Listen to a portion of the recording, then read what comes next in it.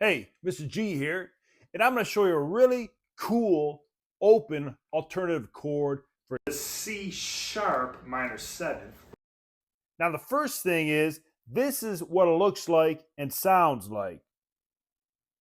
And the first note is an open E, that 6th string. Just play that. And then on the 5th string, or the A string, with your index finger, on the 4th fret, play that C sharp.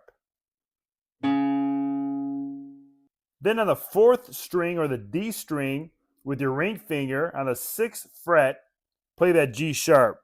And then use that ring finger to mute out the 3rd string of the G string. See that?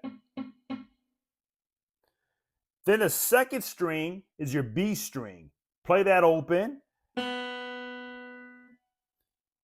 And the 1st string is your E string, and play that open for an open E. And when you pull it all together, it sounds like this.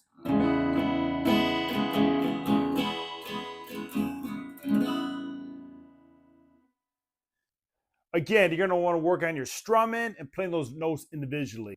Keep on jamming, and thanks for watching the video.